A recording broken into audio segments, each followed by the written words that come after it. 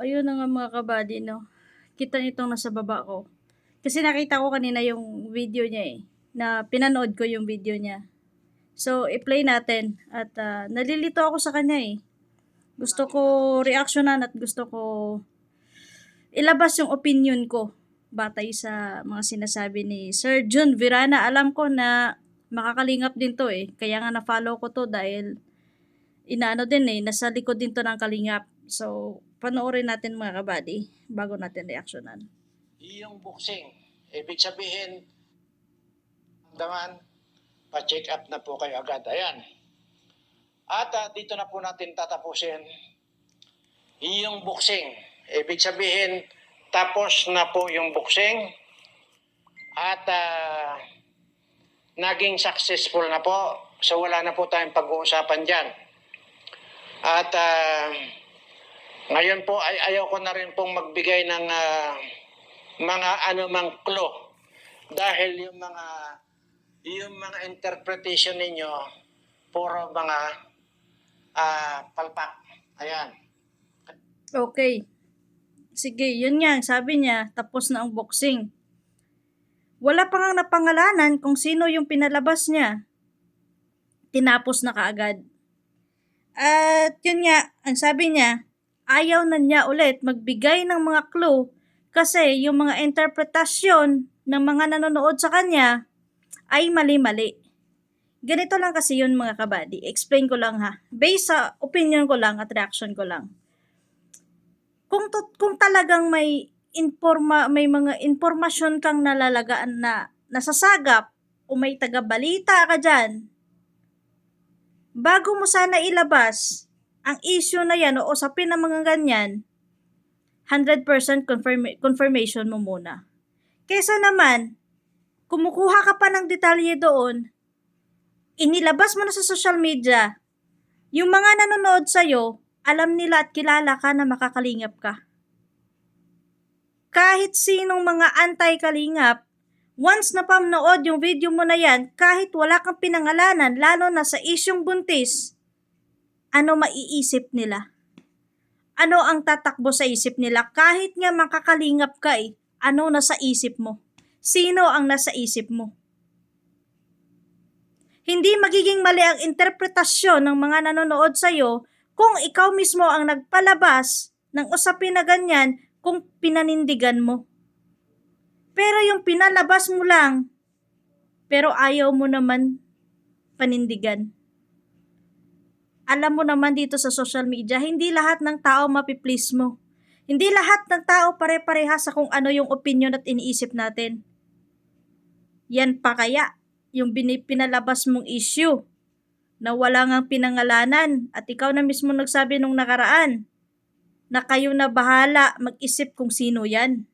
Ngayon, dahil nag-isip yung mga viewers mo, mga antay tsaka mga kalingap, nagkakagulo-gulo na, tsaka mo tatapusin ang issue. Wala pang ang pangalan na nailapag. Tinapos agad yung video. Continue tayo mga kabady. Ngayon ay gagamitin ko na lang yung mga Virana Angels. Ayan. Okay, yun nga. Ayaw na daw niya magbigay ng mga clue. At hindi na daw sa palagay ko hindi na daw siya magko-content na sa iba pa. Mag-focus na lang siya sa Virana Angels. Okay? Dahil po dito sa Virana Angels, baka hindi po nyo nalaman, ito matagal ko na pong alam ito. Dahil din po dito sa informer ko, same informer, na mayroon po, matagal na ito, mayroon po dito sa Virana Angels, kadalagang tao ay nagtitake ng pills. Ayan. Aray ko. Ayan na naman palabas mo lang ng salita na ayaw mo na magbigay ng clue. Ngayon, dito ka na naman sa Viranas Angels mo.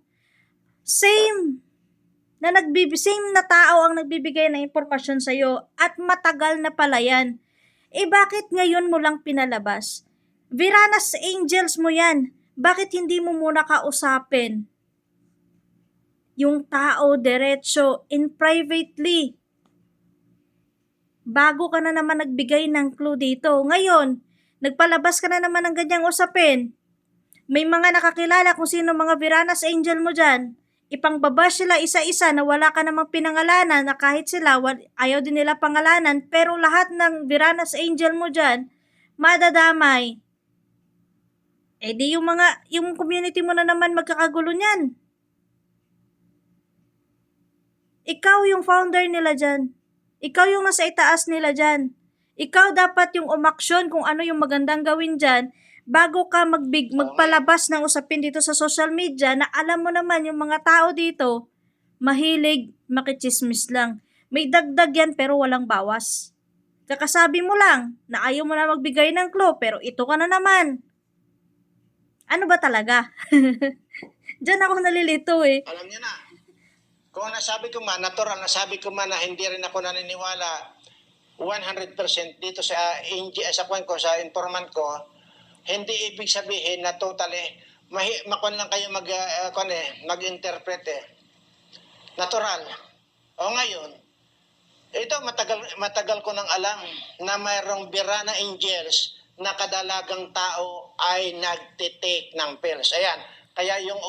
Ito, matagal mo na pala siyang alam na nagtitake ng pills, bakit hindi mo kinausap at aksyonan kaagad habang nandyan ka bilang nasa itaas kanila?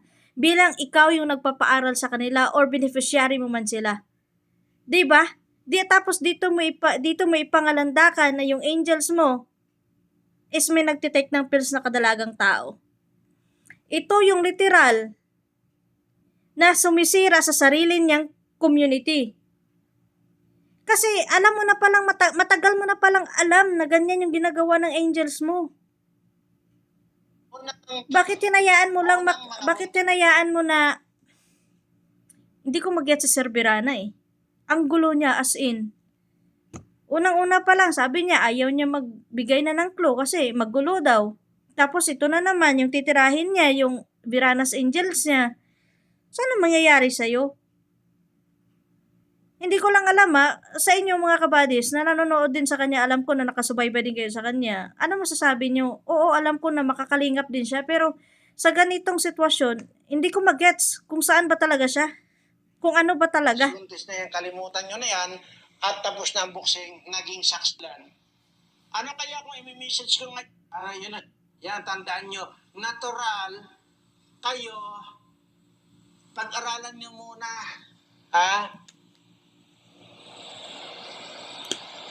parang mga gago lang to mga ito. Nagalit na si Sir Virana. Mga pabago-bago daw yung sinasabi ko. May sinasabi ko hindi rin daw ako naniniwala daw sa informer. Natural. Tanga. Anyway. O ngayon, alam nyo na Hindi pa namin alam. Kayo ay mga hunghang din. Ano? Dapat... Hindi. Ngayon alam nyo na mga hunghang din kayo. Hindi din magiging hunghang yung mga taong nakakapanood sa'yo kung ikaw mismo ina-explain mo ng maayos at pinapanindigan mo kung ano yung gusto mong ipalabas. 'Di ba? Kasi kung nagpalabas ka ng issue or kung ano man yung gusto mong ipalabas, kung pinanindigan mo yan at inisa mo lang yan, hindi na sila magkakahaka, hindi na sila manghuhula. Tapos sabihin, mga hunghang. Dapat kayo ang kinakasuhan eh. Ha? Ano kaya kung sasabihin ko doon sa inyong mga pinangalanan na yan at kasuhan kayo at ipipinance ko, paano? Sige daw. Sasabihin ko ngayon, total kayo ang nagpapangalan. Ano kaya kung i-message ko ngayon yung pinangalanan ninyo tapos solon ka ngayon, kasuhan kayo at ako ang magbabayad sa abogado niyan? Hirap sa inyo eh. Aray ko. Hindi ko siya magets. Kasi nagpalabas, siya yung nagpasimuno ng usapin about sa buntis na yan. Ngayon, dahil hindi niya pinangalanan at siya mismo ang nagsabi na kayo na bahala husga or kayo na bahala mag-isip kung sino yan. So, siyempre, ang mga tao, galit kay Beyonce, si Beyonce ang agad yung pupuntiryahin nila na buntis. Kahit ako din naman eh. Ngayon, dahil sinimulan mo ganyang usapin na hindi mo tinapos, kung saan nagsasalita yung mga tao dito sa social media sa kung ano opinion nila, sa kung ano yung hula nila, ngayon sasabihin mo na imi-message mo yung taong pinangalanan, papakasuhan mo yung mga taong nanghusga sa kanya. Eh di ba dapat yung kakasuhan dyan, ikaw muna kasi ikaw nagpasimuno? Balikan mo yung mga video mo, Sir Virana, no? Balikan mo yung video mo, panoorin mo at intindihin mo yung mga binitawan mong salita. Natural na kilala ka ng mga viewers mo dahil nakita nila na makakalingap ka. At kinokontent mo din ang pamilya ni Beyonce. Ngayon, dahil sa issue mo na to, ano iisipin ng tao? Lalo na't wala kang pinangalanan. Ikaw mismo nagsabi na kayo na bahala mag-isip dyan. Kayo na bahala, nakakaalam kung sino yung nasa isip nyo. O syempre, yung mga nanonood sa'yo dahil alam nilang kalingap ka at galit sila sa kay Beyonce, ano i-expect rin mong pag-iisip nila? Kasi kung sa umpisa pa lang pinangalanan mo na, timbok agad, hindi na lumala yung gulo.